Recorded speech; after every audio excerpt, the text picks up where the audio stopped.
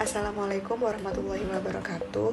Perkenalkan, nama saya Nadia Jahyani Pratiwi dengan NIM 2024 247 01110 mahasiswa program studi profesi apoteker angkatan 16. Di sini saya akan menjelaskan terkait penggunaan dari feeding tube. Feeding tube ini bertujuan untuk memastikan pasien menerima asupan nutrisi dan obat-obatan yang diperlukan ketika mereka tidak mampu lagi untuk mengkonsumsi secara oral. Kondisi ini terjadi pada pasien dengan kesulitan menelan, penurunan kesadaran, dan gangguan makan lainnya. Selain digunakan sebagai pemberian nutrisi, feeding tube juga biasanya digunakan sebagai pengosongan lambung. Pengosongan lambung di sini berarti untuk mengeluarkan gas atau cairan dari lambung, misalnya pada kasus keracunan atau obstruksi saluran cerna. Bisa dilihat dari kemasan feeding tube ini sendiri. Di sini ada perizinan dari Kemenkes RI, di sini ada produsennya yaitu PT Global Pharma. Lalu di sini ada keterangan untuk pemakaiannya, dan yang ini ada ukuran dari feeding tube-nya sendiri.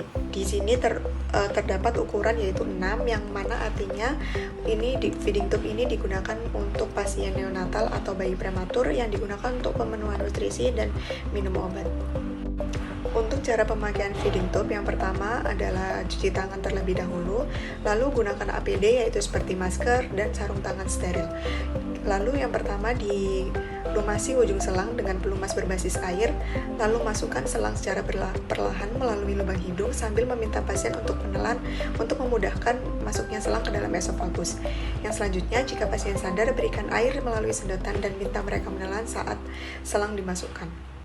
Lalu amankan selang dengan plester atau alat fiksasi lain di hidung atau pipi untuk mencegah terjadinya pergeseran selang. Pada kemasan ini terdapat peringatan pemakaian. Yang pertama, feeding tube ini hanya dapat digunakan untuk sekali pakai. Yang kedua, jangan disimpan di sinar matahari dan temperatur yang tinggi. Tetap jaga agar feeding tube ini tidak basah. Yang ketiga, jangan gunakan feeding tube jika kemasannya terbuka ataupun rusak. Untuk cara pencabutan selang ini sendiri, pertama, minta pasien untuk menarik napas dalam-dalam dan tahan nafas, lalu tarik selang dengan lembut dalam satu gerakan kontinu hingga selang keluar. Yang ketiga, periksa kondisi pasien dan amati tanda-tanda vital dan tanyakan kepada pasien mengenai kenyamanan dan adanya keluhan. Jika sudah dilepas, buang selang yang telah digunakan ke dalam wadah limbah medis sesuai dengan protokol pengelolaan limbah rumah sakit atau fasilitas kesehatan yang digunakan. Sekian penjelasan terkait feeding tube dari saya. Mohon maaf bila ada kesalahan. Wassalamualaikum warahmatullahi wabarakatuh.